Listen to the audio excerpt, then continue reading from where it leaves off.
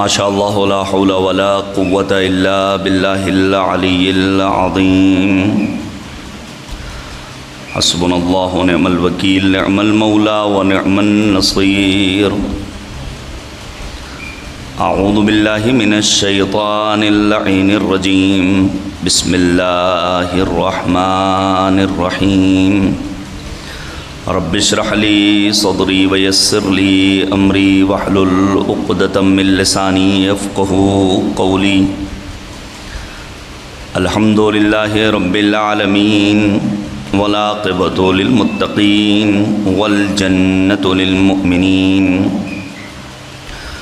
والنار للملحدين والمنافقين والكافرين والعاصين والظالمين وصلى الله على سيدنا ومولانا وحبيب قلوبنا وطبيب نفوسنا وشفيع ذنوبنا أبي القاسم المصطفى محمد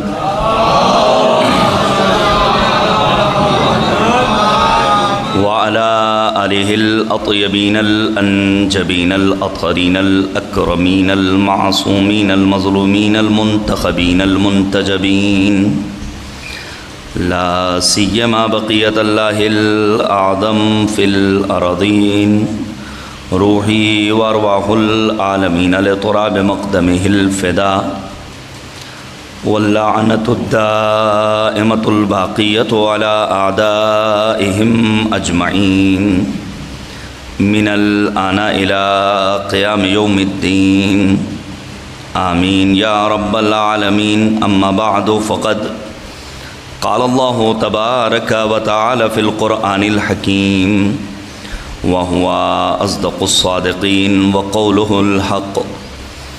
بسم الله الرحمن الرحيم. وإذ قالت أمة منهم لما تعظون قوما الله مهلكهم أو معذبهم عذابا شديدا قالوا معذرة إلى ربكم ولعلهم يتقون. صلوات بھیجیے گا پر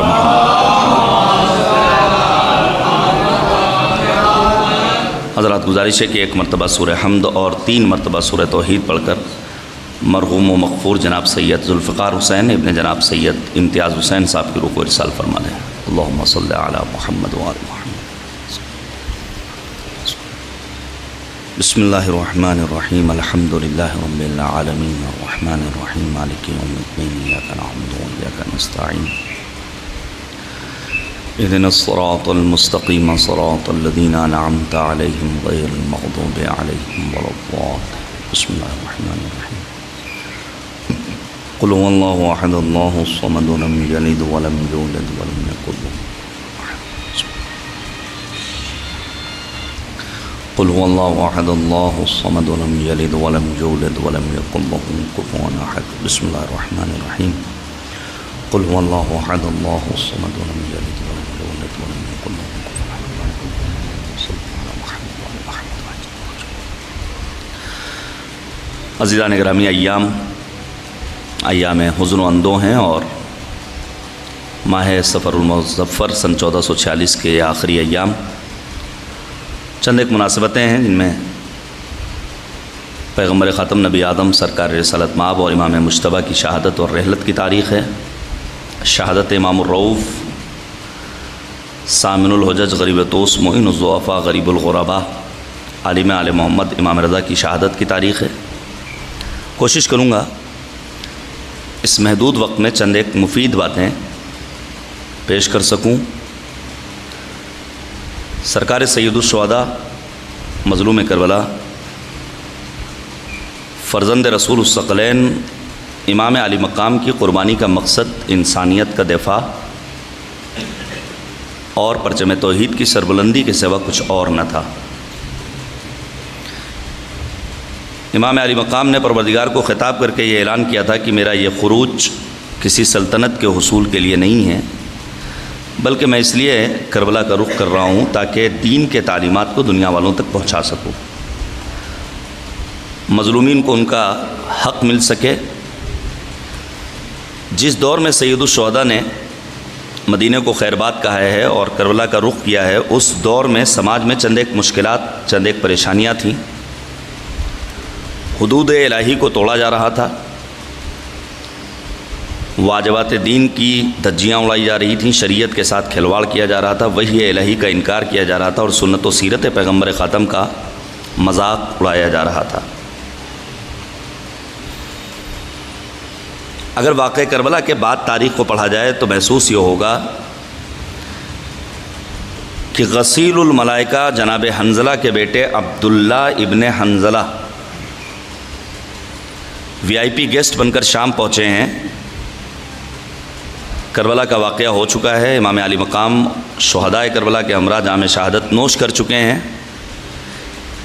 1 مہینہ شام کی سرزمین پر خصوصی مہمانوں میں عبداللہ ابن حنظلہ شام میں رہ کر مدینہ جب واپس آتے ہیں تو اہل مدینہ کو یکجا کر کے خطاب کرتے ہیں کہ تعجب ہے، الہی عذاب تم پر نازل کیوں نہیں ہوتا؟ تم نے ایسے انسان کو اپنا خلیفہ بنا رکھا ہے جو دائم المست رہنے والا خلیفہ ہے۔ کیا آفاقی شخصیت ہے سرکار سید الشہداء کی، ایک نام لے رہا ہوں تاکہ کتاب پڑھنے کا شوق ہمارے نوجوانوں کے اندر پیدا ہو جائے اور کچھ امام علی مقام کی زندگی سے مزید واقفیت کی راہ ہموار ہو سکے، ہم اس سنتی طریقے سے اپنے آپ کو باہر نکالیں۔ غیر مسلم مسیحی رائٹر جن کا نام ہے آنٹن بارا، انہوں نے کتاب لکھی الحسین فی الفکر المسیحی۔ اس کتاب کے مقدمے میں انہوں نے امام علی مقام کی خدمت میں بہت ہی پیاری باتیں لکھی ہیں، ساتھ ہی ساتھ لکھا میں چاہتا تھا کہ ایک علمی اور تحقیقی کام کروں، لیکن یہ کام منظر عام پر آ گیا، اور اس کتاب کو 3 مرتبہ انہوں نے خود شائع کروایا۔ آپ جانتے ہیں ہر کتاب کے شروع میں ایک جملہ لکھا ہوتا ہے، جملہ حقوق بحق ناشر محفوظ ہیں۔ کچھ رائٹس پبلشر کے ہوتے ہیں، کچھ حقوق لکھنے والے کے یا ترجمہ کرنے والے کے ہوتے ہیں۔ ایک ہی کتاب کو 3 مرتبہ انہوں نے شائع کروایا، لیکن اچانک ان کی نگاہ کے سامنے کتاب آتی ہے الحسین فی الفکر المسیحی، جو ان کی اپنی لکھی ہوئی ہے، جس کے اوپر لکھا ہوا ہے 20واں ایڈیشن۔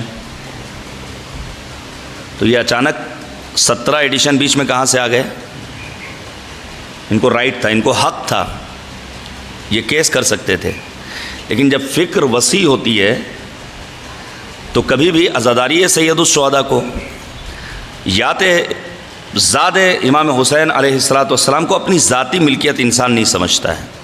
انہوں نے کہا چونکہ امام علی مقام کسی ایک فرد بشر سے مخصوص نہیں ہے، بلکہ آپ کی زندگی عالم بشریت کے لیے ہے، لہذا جس کا جی چاہے وہ میری اس کتاب کو شائع کروائے۔ یہ آفاقی فکر کہاں سے آئی؟ چونکہ سید الشہداء ابو عبداللہ الحسین نے میدان کربلا میں آخری لمحات تک، توجہ کیجیے گا، یہی چاہا کہ امام علی مقام سے لوگ قریب ہوتے رہیں، اور پسر سعد کے لشکر سے بہت سارے افراد ایسے ہیں جنہوں نے امام علی مقام کا ساتھ دیا ہے۔ میں چند ایک روش آپ کے سامنے بیان کروں اور پھر میرا موقف بھی آپ کے لیے واضح ہو جائے کہ آخر میری گفتگو کا انداز ایسا کیوں ہوتا ہے۔ سورہ مبارکہ اعراف آیت نمبر 164، یہ وہ آیت کریمہ ہے جسے امام علی مقام نے میدان کربلا میں زیر آسمان اپنی داڑھی کو پکڑنے کے بعد بار بار تلاوت کیا۔ اس آیت کریمہ میں 3 گروہوں کا تذکرہ ہے۔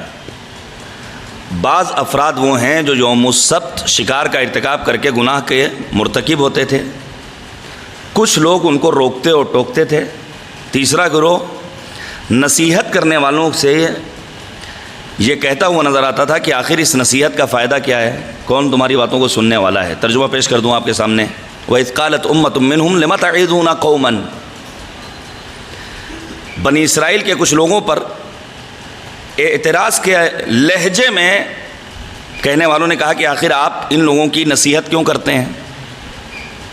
اللہ مہلکہم او معذبہم عذابا شدیدا، یہ جانے ان کا اللہ جانے اللہ ان کو ہلاک کرے گا یا عذاب شدید میں مبتلا کرے گا۔ تو ان کا جواب کیا تھا؟ قالوا معذرۃ الی ربکم، ہم نصیحت اس لیے کر رہے ہیں تاکہ کل عند اللہ سرخرو ہو سکیں، پروردگارہ ہم نے اپنی ڈیوٹی پوری کر دی، ماننا یا نہ ماننا یہ ان کا کام ہے، اور شاید کہ ان کے دلوں میں تقویٰ پیدا ہو جائے۔ امام علی مقام نے، اور یہ مفصل باتیں ہیں، ہمارے ہاں کربلا سمجھنے کے لیے جس کتاب کو معتبر سمجھا جاتا ہے ان میں ایک کتاب ہے تاریخ طبری۔ طبری کون ہے؟ عالم اہل سنت ہیں۔ ہمارے ذہنوں میں ایک زہر کھول کر بھر دیا گیا ہے کہ سنی بہت برے، بہت برے، بہت برے۔ حتیٰ فلسطینیوں کے دفاع کے لیے جب ہم نے آوازیں اٹھائیں تو کہا گیا فلسطینی ناصبی ہیں، خبردار محرم کے ایام میں ان ناصبیوں کا دفاع مت کرو۔ لیکن اللہ رے انتظام پروردگار، تقریباً 2.25 کروڑ زائرین ابو عبداللہ الحسین علیہ السلام میں اس برس 1000 فلسطینی جوان پہنچے، اور انہوں نے ان زائرین کی آوازوں میں آواز ملا کر کے کہا لبیک یا حسین۔ آپ توجہ کیجئے گا، یعنی مرجعیت، رہبر انقلاب جناب آغا سیستانی دامد اللہ الوارف یہ کہتے ہیں نفس و جان ہیں، خبردار ان کے مقدسات کی توہین نہ کی جائے۔ اب آپ سوچئے طبری وہ ہیں جنہوں نے کتاب لکھی، امیر المؤمنین کی ولایت کے سلسلے میں نام قرار دیا کتاب الولایہ، لیکن چونکہ مول صاحب نے پڑھا نہیں ہے۔ تاریخ طبری میں جو واقعہ کربلا ہمیں اور آپ کو نظر آتا ہے یہ معتبر ترین روایات میں شمار ہوتا ہے۔ طبری صاحب نے جس سے نقل کیا ہے اس کا نام ہے ابو مخنف، لیکن ان کا مقتل بھی آج موجود نہیں ہے۔ ابو مخنف نے جس سے نقل کیا ہے اس انسان کا نام ہے ضحاک ابن عبداللہ مشرقی۔ کون ہے یہ ضحاک؟ بڑی دلچسپ داستان ہے۔ سید الشہداء سے ملاقات ہوئی، امام علی مقام فرماتے ہیں ضحاک میرے ساتھ کربلا چل رہے ہو؟ انہوں نے دو ٹوک لہجے میں کہا مولا ہم کربلا چلنے کو تیار ہیں، لیکن فقط اس وقت تک آپ کے ساتھ کربلا میں رہیں گے جب تک میرا رکنا تاثیر گزار ہو۔ جب میں یہ دیکھوں گا کہ میرے رکنے سے آپ کی ذات کو کوئی فائدہ نہیں ہو رہا ہے تو میں آپ سے اجازت چاہوں گا اور میں خداحافظی کر لوں گا۔ امام نے قبول کر لیا۔ سنیے گا، روز عاشور ضحاک وہ ہیں جو بڑھ بڑھ کر دشمنوں پر حملہ کرنے والے۔ سید الشہداء امام حسین نے ان کے حق میں خدا کی بارگاہ میں دعا کی پروردگارہ ان کے بازوؤں میں قوت عطا کر۔ لیکن جب امام علی مقام تنہا بچے، جناب عباس بھی شہید ہو چکے ہیں، علی اکبر بھی شہادت کا جام نوش کر چکے ہیں، بنی ہاشم اصحاب امام حسین، اب آتے ہیں ضحاک امام علی مقام کے پاس اور آنے کے بعد کہتے ہیں فرزند رسول میں نے آپ سے ایک معاہدہ کیا تھا کہ میں اس وقت تک رکوں گا جب تک میرا رکنا آپ کے حق میں مفید ہوگا۔ اب ایسا محسوس ہوتا ہے کہ آپ کے لیے میرا رکنا مفید نہیں ہے، میں اجازت چاہوں گا۔ مولا نے صرف ایک سوال کیا ضحاک جاؤ گے کیسے؟ وہ کہتے ہیں میری سواری فلاں جگہ پر ہے، میں چلا جاؤں گا۔ مولا نے کہا خدا حافظ۔ ضحاک معتبر ترین راوی ہیں۔ ہمارے استاد جناب یوسف غروی حفظہ اللہ نے طبری نامی کتاب سے، تاریخ طبری سے ان روایات کو علیحدہ کیا ہے جو ضحاک ابن عبداللہ مشرقی سے تاریخ طبری میں نقل ہوئی ہیں۔ ضحاک کہتے ہیں کہ میدان کربلا میں سید الشہداء نے لوگوں کو اپنی جانب بلانے کے لیے چند راستے اختیار کیے۔ پہلی راہ امام علی مقام کی کیا ہے کہ قرآن مجید کی آیات کریمہ کی تلاوت کی مد مقابل کے سامنے، آپ توجہ کیجئے گا،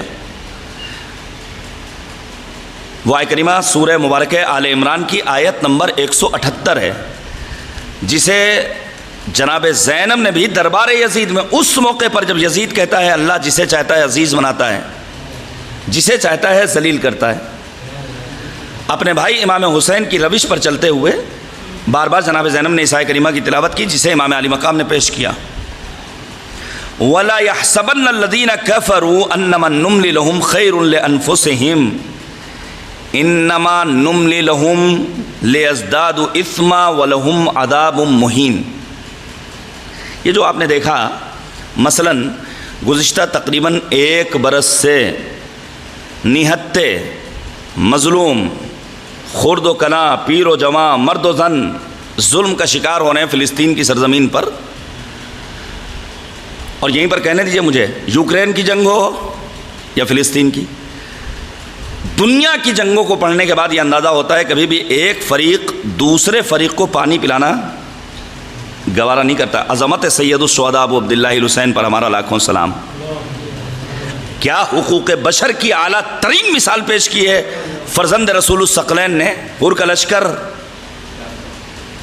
پیاسا ہے, امام نے کہا مشکیزوں کے دہانے کھول دیے جائیں.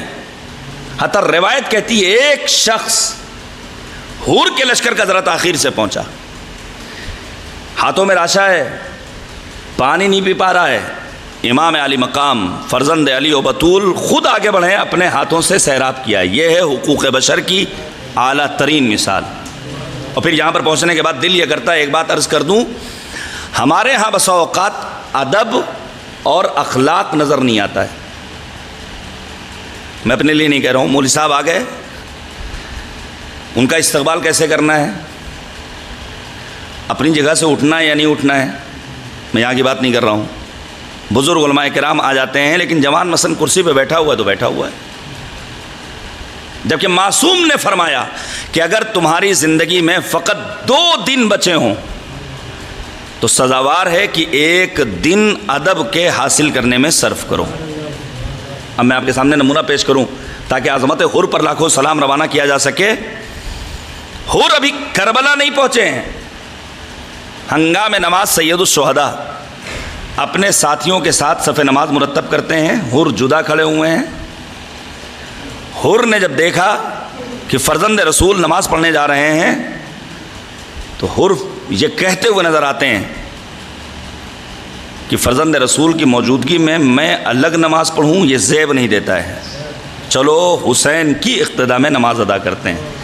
یہ حور کا ادب تھا کہ نگاہ انتخاب سید الشہداء ابو عبداللہ الحسین نے حور کو منتخب کر لیا, اور پھر حور علیہ السلام ہو گئے. اس حد تک اللہ نے ممتاز بنا دیا کہ شاعر کو کہنا پڑا, عشق مولا میں میرا دل جب فنا ہو جائے گا, یا مدینہ یا نجف یا کربلا ہو جائے گا, دیکھ کر فوج عدو میں حور کو کہہ سکتا تھا کون, خاک ہو کر شامل خاک شفا ہو جائے گا. صلوات بھیجیے گا پر محمد و آل محمد. سید الشہداء ضحاک کہتے ہیں امام علی مقام نے سورہ آل عمران کی آیت نمبر 178 پڑھی. آپ سوچئے مثلا ابھی کربلا کے باہر, یہ میں پریشان ہوں واقعی میں, کون انجینئر ہے جو سڑکیں بناتا ہے, وہ کون آفیسر ہے جس کی نگرانی میں ہماری گورنمنٹ ان سارے کاموں کو انجام دیتی ہے. آپ سوچیں گے لوگ مولوی صاحب ایک دم سے کہاں گھوم گئے, بات چل رہی تھی مجلس کی, بات چل رہی تھی سرکار سید الشہداء ابو عبداللہ الحسین کی. سن لیجئے, ہم نہیں بولیں گے تو کون بولے گا. بہت خوب کہہ دیا ہے, کرے گا فاش حکومت کا راز فرش ادا,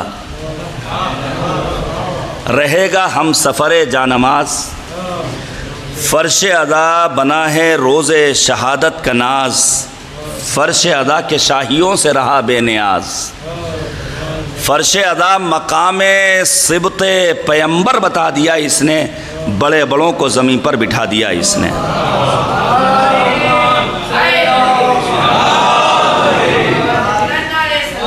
اللہم صلی علی محمد و آل محمد. تو ڈرینیج سسٹم آپ سوچئے پانی بھرا ہوا ہے, مطلب واقعی حیرت ہے مجھے. یعنی چند کلومیٹر آنے میں ایسا محسوس ہوا گویا گزشتہ 1 ہفتے 10 دن سے بارش ہو رہی ہے لکھنؤ میں.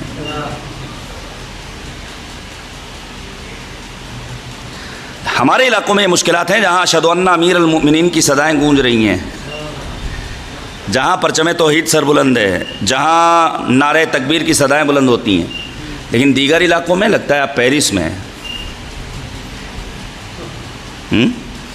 وہ بیچارے فلسطینی مظلوم عوام جو نمازیں بھی پڑھ رہے ہیں, ملبے پر نمازیں پڑھ رہے ہیں, مشکلات میں مبتلا ہیں, لیکن دوسری طرف مد مقابل عیش کی زندگی ہے.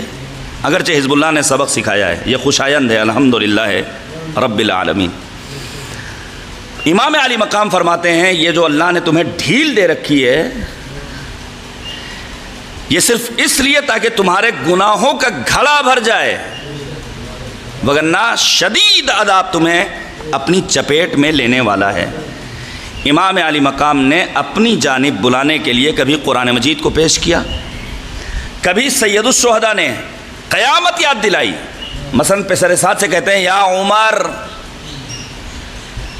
الا تتق اللہ الذی الیہ معادک، اے پسر سعد کیا تجھے کوئی خوف خدا نہیں جس کی طرف تیری بازگشت ہونے والی ہے؟ کبھی سید الشہداء نے جو اہم کارنامہ انجام دیا وہ ہے سنت و سیرت پیغمبر کا تذکرہ. تلوار اٹھاتے تھے، یہ تلوار میری تلوار نہیں ہے، میرے جد رسول خدا کی تلوار ہے. یہ امامہ میرے جد رسول خدا کا امامہ ہے. میں فرزند محمد مصطفیٰ ہوں. میں ملکۃ العرب خدیجۃ الکبریٰ کا نواسہ ہوں. میرے بابا علی مرتضیٰ، میری ماں بنت پیغمبر فاطمۃ الزہرا، سید اللہم صلی علی محمد و آل محمد، سید الشہداء قدم قدم پر سنت و سیرت پیغمبر خاتم نبی آدم کا تذکرہ کر رہے تھے. بہت خوب کہا ہے جناب ڈاکٹر عظیم امرومی نے کہ شبیر اور رسول کی توقیر ایک ہے، تینت ہے ایک، جلوہ و تنویر ایک ہے، معنی ہے ایک، صورت و تفسیر ایک ہے، دو رخ ہیں ایک صفحے کے تصویر ایک ہے، شبیر ہی کے دم سے ہے خیر الورا کا نام، دونوں کے دم سے رہ گیا قائم خدا کا نام. اور پھر وہ کہتے ہیں کہ شبیر اور رسول کا معیار ایک ہے، کہنے کو دو زبانیں ہیں گفتار، ایک ہے شیوا ہے ایک سیرت و کردار، ایک ہے اقرار ایک دونوں کا انکار، ایک ہے شبیر کا پیام پیام رسول ہے، شبیر کا کلام کلام رسول ہے.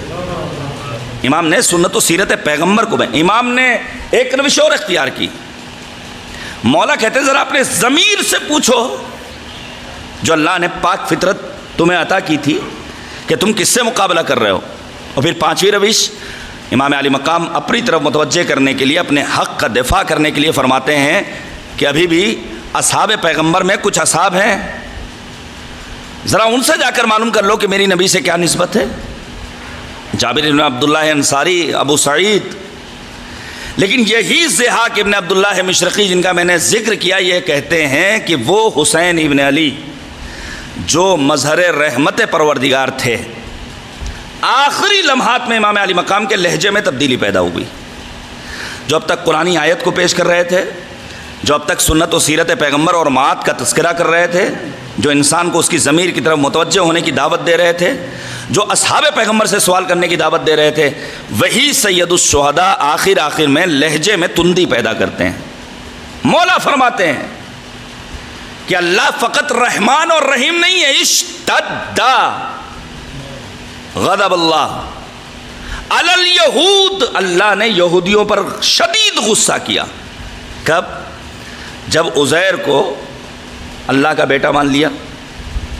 اللہ نے شدید غضب کیا نصارہ پر، اللہ نے شدید غصہ کیا مجوسیوں پر جو آتش پرست تھے. پھر مولا فرماتے ہیں جس طرح پروردگار عالم نے گزشتہ 3 امتوں پر شدید غضب کیا ہے، ان قریب تمہیں بھی پروردگار شدید غضب کی چپیٹ میں لے گا کہ تم فرزندان پیغمبر کے قاتل بننے والے ہو. اب آپ ذرا سید الشہداء کی پیشین گوئی کو دیکھیے.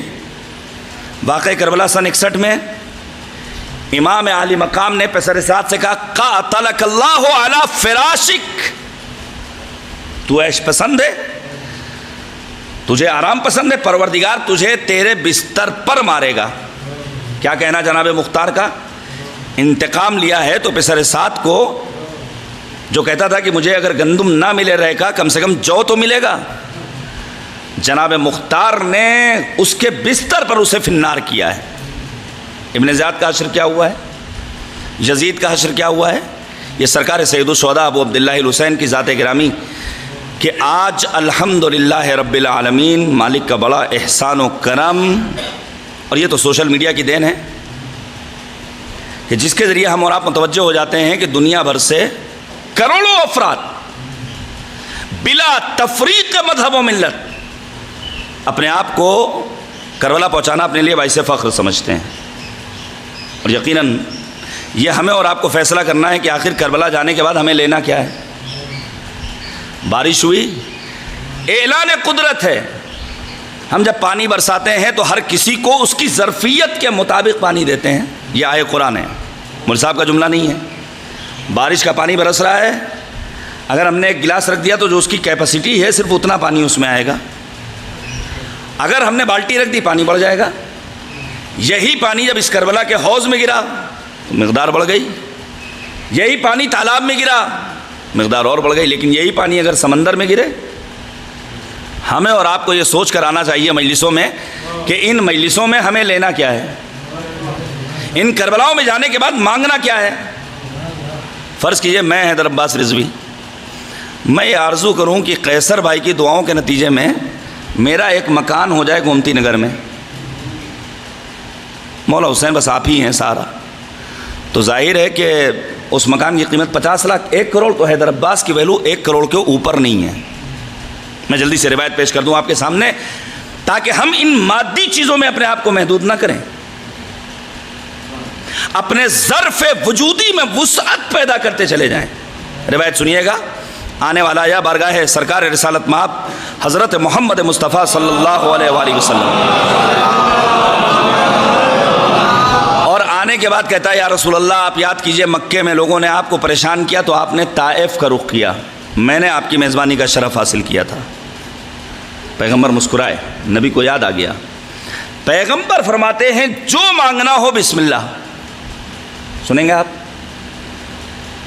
آنے والا آ کر کہتا ہے یا رسول اللہ مجھے 200 بھیڑیں اور 1 عدد چرواہا چاہیے. نبی نے اس کے لیے چیزیں فراہم کی. لے کر جب وہ چلا گیا تو پیغمبر فرماتے ہیں کاش یہ اتنا مانگتا جتنا بنی اسرائیل کی اس بوڑھی عورت نے موسیٰ کلیم اللہ سے مانگا تھا. اب وہ کیا ہے؟ آواز قدرت آئی, موسیٰ یوسف کو فلسطین منتقل کرو. جناب موسیٰ 3500 مرتبہ خدا سے گفتگو کی ہے. میں پھر عرض کروں گا بین القوسین, اپنی بچیوں اور بیٹیوں کی حفاظت ہمیں خود کرنی ہے. ہاں جو ہوا کلکتے میں, جو ہوتا رہتا ہے, جو آئے دن اخبار کی سرخیوں میں آتا ہے, اس پرفتن دور میں جناب موسیٰ نے ایک مرتبہ پروردگار سے سوال کیا تھا, پروردگارہ جب تو کسی کو چاہتا ہے تو کیا دیتا ہے؟ کیا کہنا قدرت کا. ارشاد باری تعالیٰ ہوا موسیٰ جب میں کسی کو پسند کرتا ہوں تو اسے بیٹی دیتا ہوں. اب سمجھ میں آیا پیغمبر حبیب کبریا کیوں قرار پائے. جناب موسیٰ نے جیسے ہی پروردگار کا خطاب سنا آواز دیتے ہیں پروردگارہ مجھے نہیں معلوم موسیٰ کی یوسف کی قبر کہاں ہے. پھر قدرت کا ارشاد ہوا بنی اسرائیل کے فلاں محلے میں ایک بوڑھی خاتون ہے, اس سے جا کر ایڈریس معلوم کر لو. جناب موسیٰ پہنچ گئے. وہ بوڑھی ضعیفہ بھی مل گئی, خاتون بھی مل گئی. اس نے کہا مجھے معلوم تو ہے لیکن اعلیٰ شرطی, ٹرمز اینڈ کنڈیشنز, میری کچھ شرطیں ہیں, اس کے بعد میں بتاؤں گی. اب موسیٰ پھر پیچھے ہٹ گئے کہ کہیں بڑا مطالبہ ہو گیا تو میں دوں گا کہاں سے. پھر قدرت نے پوچھا موسیٰ کیا ہوا. جناب موسیٰ کہتے ہیں پروردگارہ اسے ایڈریس معلوم تو ہے لیکن اس کا یہ کہنا ہے کہ میرے اپنے شرط و شروط ہیں جس کے بغیر میں ایڈریس بتانے والی نہیں. اگر یہ ایک جملہ سمجھ جائے تو ہم کبھی بھی راہ خدا میں انفاق کرنے سے پیچھے نہیں ہٹیں گے. ارشاد باری تعالیٰ ہوا موسیٰ اس کی شرط کو قبول کر لو. کیوں؟ کیونکہ دینا ہمیں ہے, تمہیں نہیں دینا ہے. جناب موسیٰ نے جانے کے بعد اس خاتون سے کہا کیا چاہیے, کیا شرط ہے. وہ خاتون کتنی تیز ہوش تھی, واقعی میں کیا قیاست تھی. وہ بے ساختہ کہتی ہے موسیٰ کلیم اللہ مجھے جنت میں آپ کی معیت چاہیے. ہم اور آپ یہاں آ کر سب کچھ مانگ لیں لیکن سید الشہداء ابو عبداللہ الحسین کا ساتھ روز محشر نہ مانگیں. کیسے ملے گا ساتھ؟ معصوم فرماتے ہیں اقرؤوا سورۃ الفجر فی فرائضکم و نوافلکم, اپنی واجب اور مستحب نمازوں میں سورہ فجر کی تلاوت کیا کرو کیونکہ یہ سورہ میرے جد حسین ابن علی کا سورہ ہے. اور جو بھی سورہ مبارکہ فجر کی تلاوت کرے گا پروردگار روز محشر اسے ابو عبداللہ الحسین کی معیت عطا کرے گا. اب کوئی کہے گا بھائی ہمیں تو یاد نہیں ہے. کتنے مولوی صاحبان کو نہیں یاد ہوگا, ہم جیسوں کو. 10-20 ہزار کا موبائل لے کر ہم اور آپ گھوم رہے ہیں اپنی جیب میں, یہ کس دن کام آئے گا؟ فقط ریلز دیکھنے کے لیے. فقط زائرین امام حسین کو دیکھنے کے لیے فلاں ایکٹر مل گیا، فلاں شہرا آفاق نوحہ خان مل گیا، فقط یہ تصویریں دیکھنے کے لیے؟ یعنی ایک کلک کے ذریعے ہم اور آپ سورہ مبارکہ فجر کو نکال سکتے ہیں اور بآسانی اپنی نماز میں تلاوت کر سکتے ہیں۔ عزیزان گرامی، امام علی مقام پر ہماری جانیں قربان، جن کے لیے سرکار حجت ولی نعمت محور کائنات یوسف زہرا حضرت صاحب زمان عجل اللہ تعالی فرجہ الشریف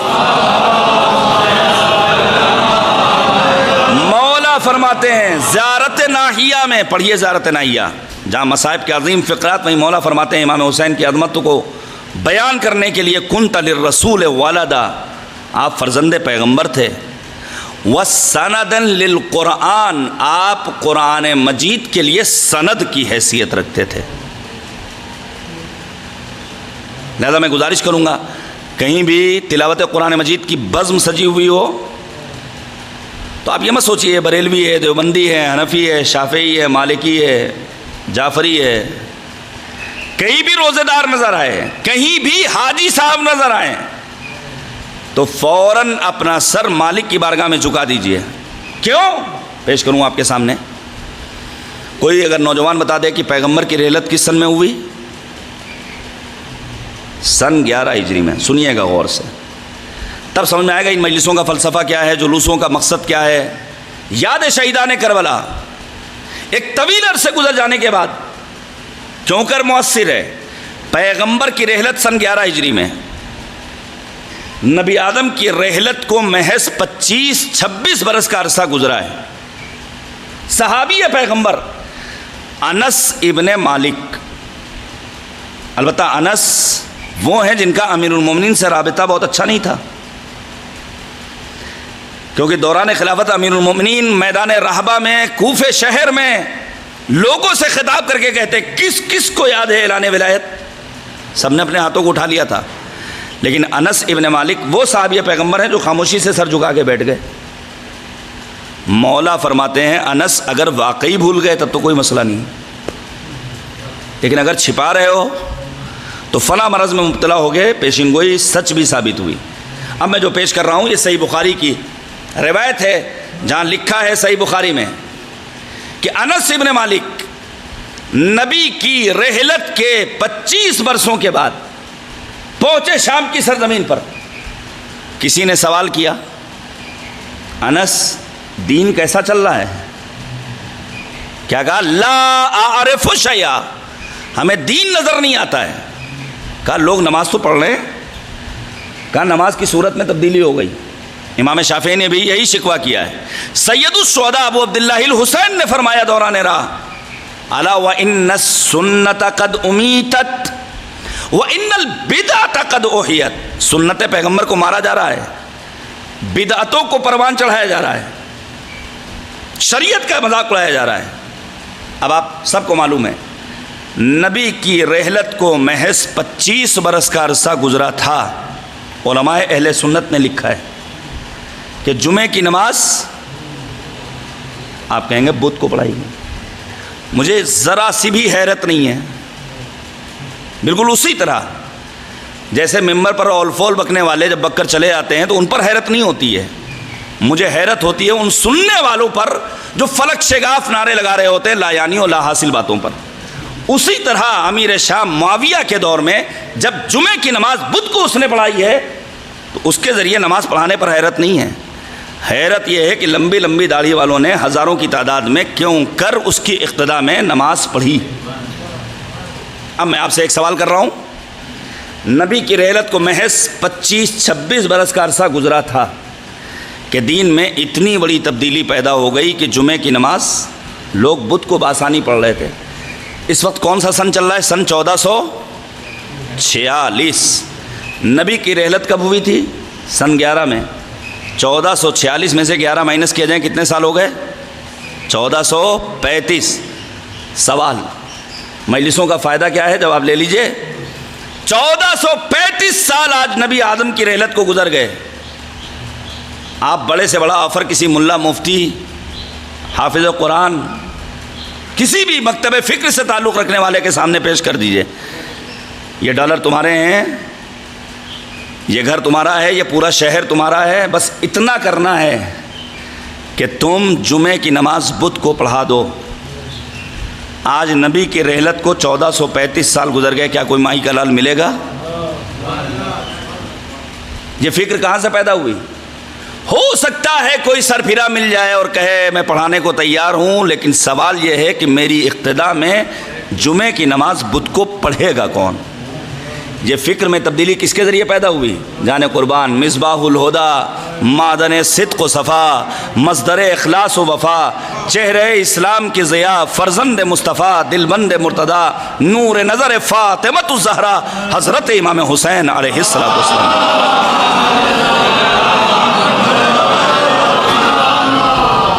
جمعے کی نماز بدھ تو دور کی بات ہے، اگر صرف اتنا کہہ دیا جائے کہ مولوی صاحب جمعے کی نماز اذان کے وقت سے 10 منٹ پہلے پڑھا دیجئے، کوئی نہیں ملے گا۔ متائے آرزو قلب انبیاء ہے حسین، لب خلیل سے نکلی ہوئی دعا ہے حسین، جو گونجتی رہے تا حشر وہ صدا ہے حسین، علی کی جاں پیمبر کا اسرا ہے حسین، وجود رابطے جسم و جاں حسین سے ہے، زمین حسین سے ہے، آسماں حسین سے ہے۔ صلوات بر محمد و آل محمد۔ بس یہ آخری فیس ہے ہماری اس مجلس کا۔ دیکھیے ہمارے مذہب نے جگہ جگہ پر ہمیں تاکید کی ہے کہ اپنے ہر کاموں کو خاموشی سے انجام دو۔ مثلا مذہب کہتا ہے واجب نمازیں پڑھنا ہو تو مسجد میں جاؤ، لیکن اگر نماز شب پڑھنا ہے تو خاموشی سے گھر کے ایک گوشے میں، اور پھر آ کر بیان نہ کرو کہ آج مچھروں نے بہت کاٹا، ہم آج اٹھے نماز شب کے لیے، شدید بارش، کہیں نہ کہیں سے انسان سن لیے۔ روایت کہتی ہے کہ ہمارے اور آپ کے 5ویں امام باقر العلوم حضرت امام محمد باقر علیہ السلام مولا فرماتے ہیں کہ جب کوئی بندہ کسی کے ساتھ نیک کام کرتا ہے اور کسی دوسرے سے آ کر کہتا ہے، مثلا میں سلمان بھائی سے کہوں کہ میں نے آج فلاں کی 500 روپے کی مدد کی، تو پروردگار اپنے فرشتوں کو خطاب کر کے کہتا ہے کہ اس کا نام اس فہرست میں لکھا جائے جو دوسروں کو دکھانے کے لیے کام کو انجام دیتے ہیں۔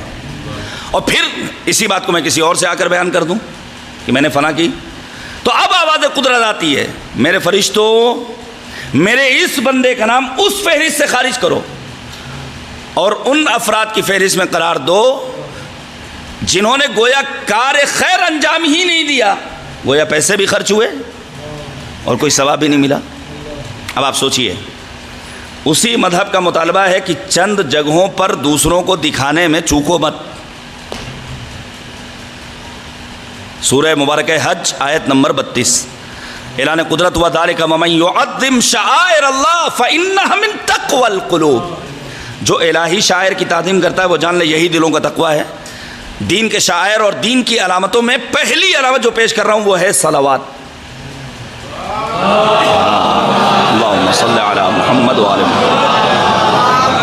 ہمارے ایک بزرگ عالم دین نے اسی ہندوستان کے کہا تھا کہ ایک سمبل بن گیا، جو جتنے دھیرے ماتم کرے سمجھ جاؤ وہ سماج کا اتنا زیادہ مالدار انسان ہے۔ اسی طرح صلوات کے سلسلے میں بھی لوگ سمجھتے ہیں اللہم صلی علی محمد و آل محمد و آل۔ صلوات فقط ذکر نہیں ہے، اگرچہ افضل الذکر ہے، لیکن گھروں میں برکت چاہیے تو صلوات، گناہوں کی مغفرت چاہیے، تقرب اللہ کی منزلوں کو طے کرنا ہو تو صلوات۔ اسی لیے پیغمبر نے فرمایا اللہم صلی علی محمد و آل محمد۔ پیغمبر نے فرمایا ارفعوا اصواتکم عند الصلاة علی، جب کبھی مجھ پر صلوات کا تحفہ بھیجنا ہو تو اپنی آوازوں کو بلند کر دو۔ اللہم صلی علی محمد و آل محمد۔ دین کی دوسری علامت، چونکہ ظاہر ہے امبیڈکر نگر کے بہت سارے چہرے نظر آ رہے ہیں مجھے، وہ ہے اسلامی نام۔ ایک صاحب نے مجھ سے چند برس قبل مطالبہ کیا کہ مولانا نام میرے بیٹے کا رکھیے گا اور ایسا نام رکھیے کہ اگر جب بچہ سعودی دبئی جائے تو پتہ ہی نہیں چلے شیعہ ہے کہ کس مذہب کا ہے۔ آپ بتائیے انصاف سے، کیا یہ دور امیر شام معاویہ کے دور سے زیادہ سخت ہے؟ اور میرا سوال یہ ہے کہ آخر آپ کا بچہ جائے ہی کیوں سعودی دبئی؟ قدرتی ذخائر ہندوستان میں، اور میں تو اتنا شدید ہوں اس مسئلے میں ابھی تک کہ قومی اور ملی غیرت کا تقاضا یہ مطالبہ کرتا ہے کہ انسان تحصیل علم کے لیے اگر بیرون ملک جا بھی رہا ہے تو اسے واپس آنا ہے اپنے ملک میں، تاکہ ملک میں آ کر کے خدمات کو انجام دے۔ یہ جو ہمارے پرائم منسٹر جاتے ہیں فلاں ملک میں اور جانے کے بعد ہندوستانیوں سے ملتے ہیں، بھائی وہ ہندوستانی اب رہ کہاں گئے؟ ان کے خدمات ہندوستان کے لیے تو ہے نہیں۔ یہ خود ایک موضوع ہے جس کے اوپر گفتگو ہونا چاہیے، غیرت، وہ بھی ملی غیرت۔ اب آپ توجہ کیجئے گا، نام کے سلسلے میں ہمیں بہت حساس رہنا ہے۔ پیغمبر نے فرمایا حق الولد علی والدہ ثلاثہ، ایک باپ پر اس کی اولاد کے 3 حقوق ہیں۔ پہلا حق، اچھا نام رکھے، قرآن کی تعلیم دے، وَيُزَوِّجْهُ اِذَا بَلَغَ، جب بچہ حد بلوغ کو پہنچ جائے تو اس کی شادی کا انتظام کرے۔ اچھا، نام تبدیل کرانا کوئی مشکل کام نہیں ہے۔ نکاح نامہ جب بننے لگتے ہیں تب اندازہ ہوتا ہے کہ نام کیسے کیسے چل رہے ہیں۔ پیغمبر کے کاموں میں ایک کام کیا تھا کہ اگر کسی کے نام میں گڑبڑی ہوتی تھی، پیغمبر نے آنے والے سے پوچھا کیا نام ہے، کہتا ہے عبد العزیٰ۔ پیغمبر نے کہا نام مناسب نہیں، یا رسول اللہ تبدیل کر دیجئے۔ پیغمبر نے نام تبدیل کر دیا۔ نام ہمیں اچھا رکھنا ہے اپنے بچوں کا، اسلامی نام نہ بھی ہو تو کم سے کم بامانہ تو ہو۔ ایسا نہ ہو کہ کل عند اللہ پروردگار کی بارگاہ میں ہماری اولاد ہم سے شکوہ کرے، ابا جان آپ نے نام اچھا نہیں رکھا، میرے نام سے مجھے پکارا جا رہا ہے، لوگ میرا مذاق اڑا رہے ہیں۔ تیسری چیز وہ ہے اذان۔ مؤذن کا اپنا حق ہے۔ وہ گروہ جو براہ راست جنت میں جانے والے ہیں ان کا تذکرہ ملتا ہے، ایک گروہ ہے مؤذن حضرات کا۔ لیکن اذان کے وقت کبھی کبھی ہم بالکل خاموش رہتے ہیں۔ مولا کی سیرت یہ تھی کہ مولا کوفے میں بلند آواز سے اذان کہتے تھے۔ کوفے کے بازاریوں کی مولا نے اتنی حسین تربیت کی تھی کہ لوگ ہنگامے اذان اپنی دکانوں کے باہر آ کر صدائے تکبیر بلند کرتے تھے۔ لہذا اگر ہمارے بچے، ہم خود سوچئے، یہ لاؤڈ اسپیکر کا مسئلہ تو آج چل رہا ہے نا، 25-30 سال پہلے کیا ہماری مسجدوں میں لاؤڈ اسپیکر ہوتے تھے؟ تو آج لڑائی جھگڑا ہی ختم ہو جائے گا اگر ہم اپنے گھروں سے ہنگامے اذان صدائے تکبیر بلند کر دیں۔ اب آپ سے میں عرض کرنا چاہتا ہوں، فرض کیجئے میں کسی ایسی بستی میں پہنچوں جہاں معلوم ہی نہ ہو کوئی مسلمان ہے یا نہیں، اچانک کانوں سے آواز ٹکرائے اللہ اکبر، میں فوراً سمجھ جاؤں گا بستی مسلمانوں کی مسجد۔ اور جیسے ہی دل نشین کلمہ میرے کانوں سے ٹکرائے گا، اشہد ان امیر المؤمنین و امام المتقین علی ولی اللہ، فوراً سمجھ جاؤں گا یہ بستی امیر المؤمنین، یعصوب الدین، امام العارفین، سید الزاہدین، مولا الموحدین، حضرت علی بن ابی طالب علیہ السلام کے چاہنے والوں کی بستی۔ دین کی علامتوں میں ایک علامت حجاب ہے۔ للہ اس حجاب کی پابندی کروائیے۔ ایسا نہ ہو کہ بچیوں کی تعلیم میں آپ اپنے آپ کو اتنا زیادہ غرق کر لیجئے کہ پھر وہ بچیاں حجاب، بالکل اسی طرح جیسے ہمارے بعض مردوں میں اور بعض جوانوں میں احساس کمتری کے نتیجے میں گورا بننے کا شوق پیدا ہو گیا ہے، رگڑ رگڑ کے اس پہ پتہ نہیں کیا کیا لگا لگا کر کے۔ بھائی رنگ اگر اتنا زیادہ مؤثر ہوتا تو کبھی بھی بلال مؤذن اسلام قرار نہ پاتے۔ جون شہید کے حق میں امام علی مقام دعا نہ کرتے اللہم بید وجہ، خدایا جون کے چہرے کو منور کر دے، چہرے سے نور ساطع نہ ہوتا۔ موجودہ دور میں اسی 40 میں شیخ زکزکی کی جلالت ہم نے اور آپ نے دیکھ لی، جہاں ہزاروں کی تعداد میں افراد آپ کی اقتداء میں نماز پڑھنا اپنے لیے باعث فخر سمجھ رہے تھے۔ رنگ کالا ہے، پسینے سے بدبو بھی آتی ہے، لیکن دل نور ایمان سے بھرا ہوا، ایسے افراد کے لیے پیغمبر نے فرمایا تھا ھذا عبد نور اللہ قلبہ، یہ وہ جوان ہے جس کے دل کو مالک نے نور ایمان سے بھر دیا ہے۔ اسی طرح ہماری سماج کی خواتین احساس کمتری کا شکار ہو کر کے حجاب کو انہوں نے، ابھی اسی لکھنؤ میں کتنی آوازیں اٹھیں، نئی تہذیب جلوسوں میں شامل نہ کی جائے، اور مراجع کا فوٹو نہیں، اور الا ماشاء اللہ۔ پہلی بات تو یہ ہے بھائی، نئی تہذیب تو شامل ہو چکی ہے۔ کل تک یہ پیک پانی کی بوتلیں نہیں آتی تھیں ہمارے جلوسوں میں، لاؤڈ اسپیکر نہیں ہوتا تھا، بہت ساری چیزیں نہیں تھیں۔ وہ مراجع جنہوں نے کربلا کو بقعہ نور بنایا کہ آج بآسانی انسان تمام پروپگنڈوں کے باوجود جاتا ہے اور پھر شاعر کو کہنا پڑتا ہے کہ مردان عشق کرتے ہیں سجدہ اسی طرف کیونکہ نماز عشق کا قبلہ حسین ہے۔ اب آپ سوچئے، لیکن ان سے نہیں بولا جاتا کہ کبھی بھی درگاہ میں جانا ہو، مقدس بارگاہ میں جانا ہو، مجلسوں میں شریک ہونا ہو تو بے حجاب، ہاں ذمہ دار علماء بولے، ویڈیو بھی آ گئی، چنندہ افراد، لہذا حجاب کے مسئلے میں ہمیں کوئی رعایت کرنے کی ضرورت، اور اب خواتین کو نہیں ٹوکا جائے گا، اب مردوں کو ٹارگٹ کیا جائے گا۔ کہاں گئی آپ کی غیرت؟ ان اللہ غیور یحب کل غیور، اللہ غیور ہے، وہ ہر غیرت مند انسان کو پسند کرتا ہے۔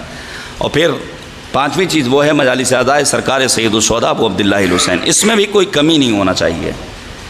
حتیٰ پیغمبر کا خطبہ شعبانیہ جہاں نبی نے فرمایا ایھا الناس انہ قد اقبل الیکم شہر اللہ بالبرکۃ والرحمۃ والمغفرہ، اے لوگو اللہ کا مہینہ تم تک پہنچ چکا ہے اپنی رحمت و برکت و مغفرت کو لے کر، انفاسکم فیہ تسبیح، جس میں تمہارا سانس لینا تسبیح پروردگار ہے۔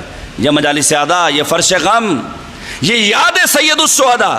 سنیں گے حدیث، امام معصوم نے فرمایا یجب ان یکتب ھذا الحدیث بالذھب، واجب ہے کہ اس حدیث کو سونے سے لکھا جائے، سونے کے پانی سے نہیں، جہاں تک میں سمجھاؤں ترجمہ، چھوٹا سا طالب علم ہوں، سونے سے لکھا جائے۔ حدیث کیا ہے؟ حدیث کہتی ہے نفس المحموم لظلمنا تسبیح وہمہ لنا عبادہ وکتمان سرنا جہاد فی سبیل اللہ۔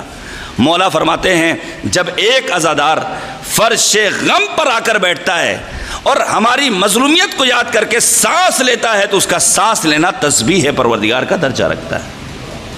اگر سرد آہ کھینچتا ہے تو اس کا یہ سرد آہ کھینچنا عبادت پروردگار کا مقام و مرتبہ رکھتا ہے۔ ان مجالس اعضاء کی قدر و قیمت کو ہمیں اور آپ کو سمجھنا ہوگا۔ بس میں نے ختم کر دیا۔ عزائے سرکار سید الشہداء کی بقا کے لیے، کربلا کے مشن کو زندہ رکھنے کے لیے سید الشہداء کے لال امام سید سجاد نے چند ایک کارناموں کو انجام دیا فہرست وار۔ مثلا امام نے رسالۃ الحقوق لکھا، ہمارے گھروں میں نہیں ہونا چاہیے، ایک چھوٹا سا بکلیٹ کتابچہ، 50-51 حقوق۔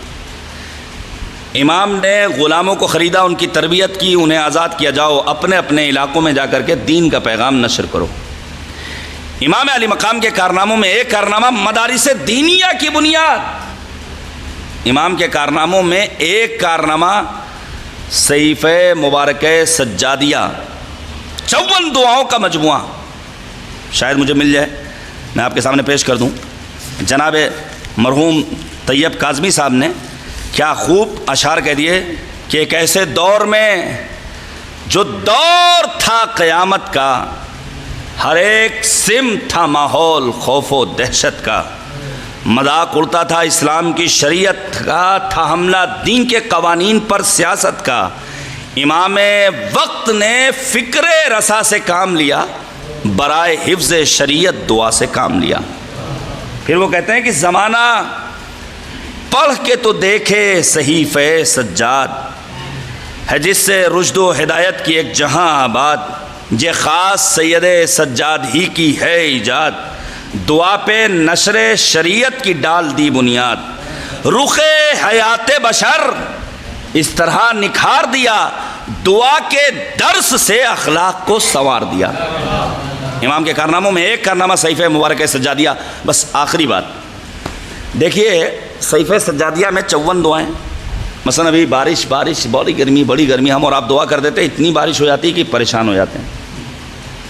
آپ صرف اس دعا کو پڑھیے جو امام سجاد نے طلب باران کے لیے خدا کی بارگاہ میں پیش کی۔ مولا کہتے ہیں پروردگارہ ایسی بارش چاہیے جو ہمارے شہر کی آبادی کا سبب قرار پائے، ویرانی کا سبب قرار نہ پائے۔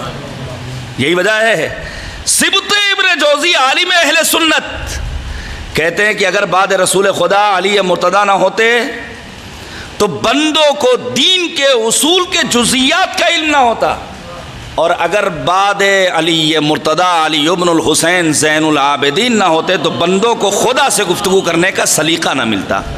یہ سلیقہ دعا ہمیں اور آپ کو کس نے دیا ہے؟ امام سید سجاد علیہ السلام نے۔ اللہم صلی علی محمد وعلی محمد۔ آپ دعا نمبر 8 پڑھ لیجئے. 40 اخلاقی بیماریوں سے خدا کی بارگاہ میں امام نے پناہ طلب کی ہے. آپ دعا نمبر 24 پڑھ لیجئے. والدین کون ہیں کیا ہیں. دعا نمبر 25 اولاد کی تربیت کیسے کی جائے. انہی دعاؤں میں دعا نمبر 6 پڑھ کے تو دیکھے انسان, جو طلوع آفتاب کے وقت غروب آفتاب کے وقت امام سجاد پڑھا کرتے تھے. مجھے حیرت ہوتی ہے ان جوانوں پر جو بیکاری کی زندگی بسر کرتے ہیں, جو کاہل ہیں, کاہل مذہب. حتیٰ بزرگوں سے معذرت کے ساتھ عرض کر رہا ہوں, مذہب بزرگوں کو بھی بیکار دیکھنا پسند نہیں کرتا ہے. البتہ مقصد یہ نہیں کہ وہ جائیں دکان کھول کر بیٹھ جائیں, جاب تلاش کرنا شروع, جو کام ان کے شاہن شان ہو.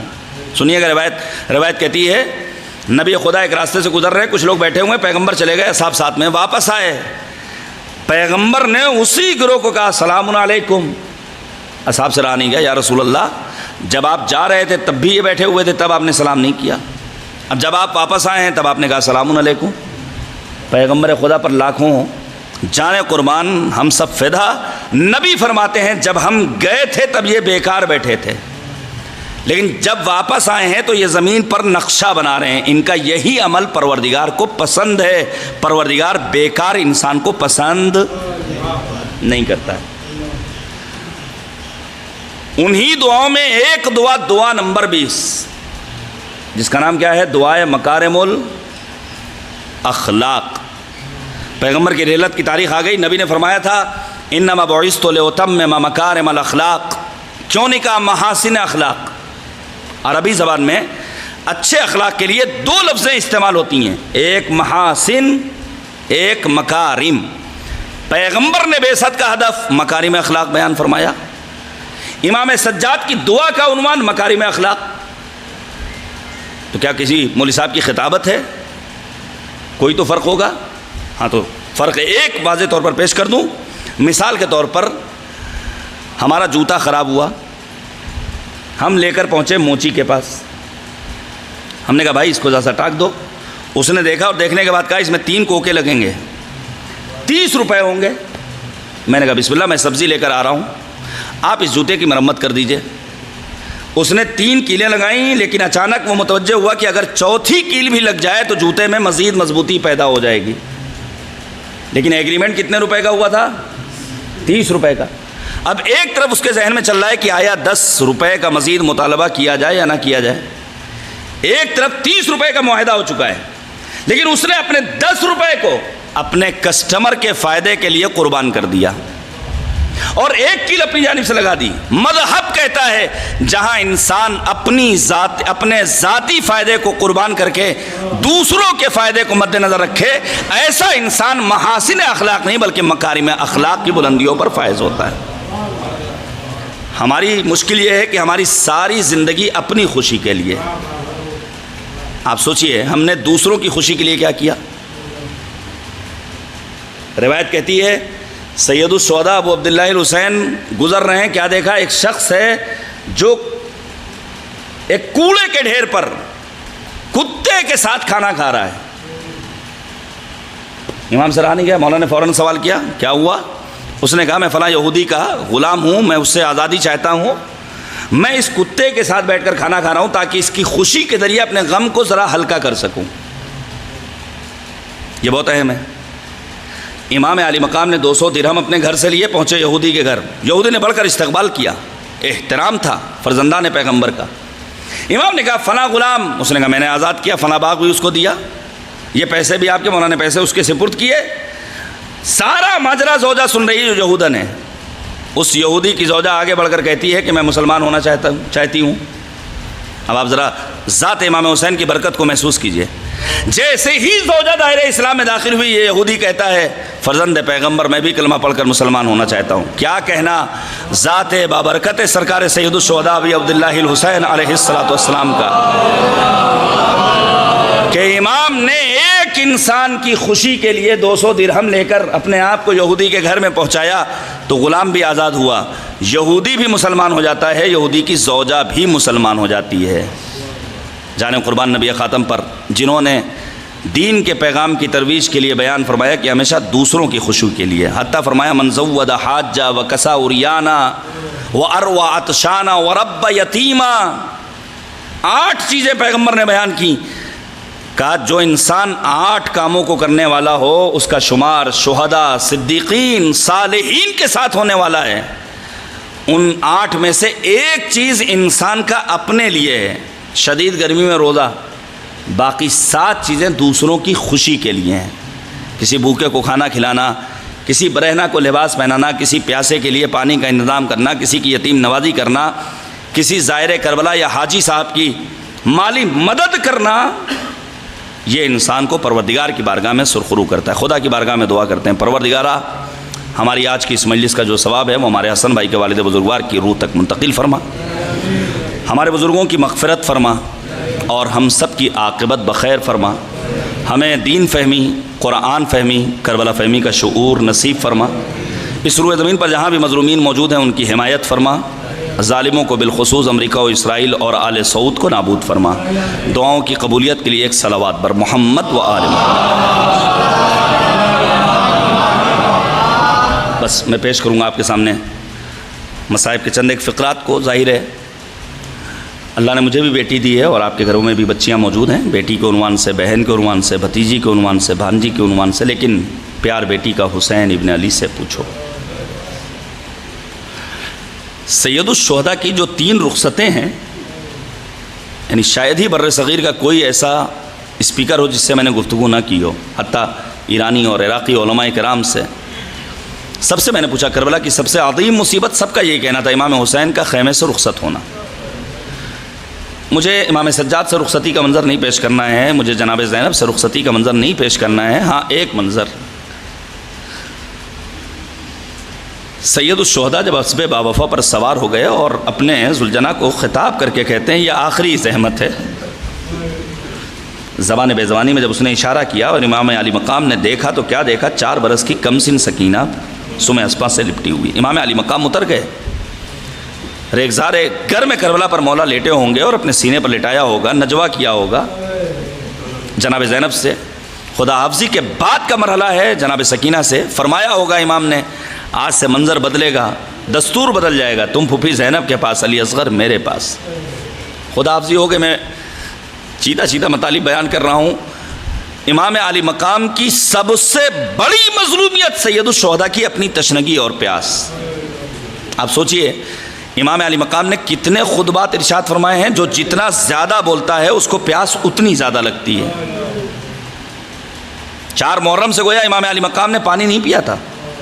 7 محرم سے ہم اور آپ سنتے ہیں پانی خیموں میں ختم ہو گیا. 4 کو دریا کے کنارے سے خیمے ہٹائے گئے. ابو عبداللہ الحسین کی پیاس کی شدت یہ ہے جب بعد شہادت عزب باوفا در خیمہ پر آیا تو سکینہ نے بڑھ کر فقط ایک سوال کیا، یا جواد آبی حل سق آبی ام قتلوہ عطشانا. اے میرے بابا کے باوفا گھولے بس اتنا بتا دے کہ وقت شہادت میرے بابا کو پانی پلایا گیا یا پیاسا مارا گیا.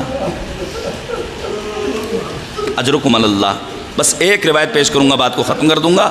خدا آپ کو کوئی غم نہ دے سوائے غم اہل بیت اطہار کے. ان آوازوں پر اللہ کی رحمتیں نازل ہوں. بس ایک روایت، جب یہ لٹا ہوا قافلہ جا رہا ہے تو شمر ملعون نے اپنے قافلے والوں کو سائے میں بٹھالا، لیکن بنات رسول اسیران اہل حرم دھوپ کی شدت میں. اب لکھا ہے علماء نے جب شمر مشکیزہ لے کر اپنے لشکر والوں کو سیراب کرنا چاہتا ہے، خدا نہ کرے کسی غیرت مند انسان پر وہ وقت آئے جو امام سجاد نے دیکھا، جو جناب زینب نے دیکھا، جو جناب سکینہ نے دیکھا. 4 برس کی کمسن سکینہ خالی کوزہ لے ہوئے زینب کے پاس آئیں. پھوپھی اماں حلق میں کانٹے پڑے ہوئے ہیں، زبان خشک ہے، کیا اجازت ہے کہ میں شمر سے ذرا سے پانی کا سوال کر لوں؟ عجب نہیں زینب نے ترائی کا رخ کیا ہو، بھیا عباس کو یاد کیا ہو. با دل ناخواستہ زینب نے جناب سکینہ کو اجازت دی. جناب سکینہ شمر کے پاس جاتی ہیں اور جانے کے بعد کہتی ہیں شمر میری حلق میں کانٹے پڑے ہوئے ہیں، میری موت آ جائے گی، مجھے تھوڑا سا پانی مل جائے. لیکن علماء لکھتے ہیں کہ شمر نے گویا سنا نہیں. سکینہ ایک گوشے میں بیٹھ گئیں اور انتظار کر رہی ہیں شاید جب شمر اپنے لشکر والوں کو پانی پلا لے تو میرے لیے پانی کی سبیل کا انتظام ہو جائے.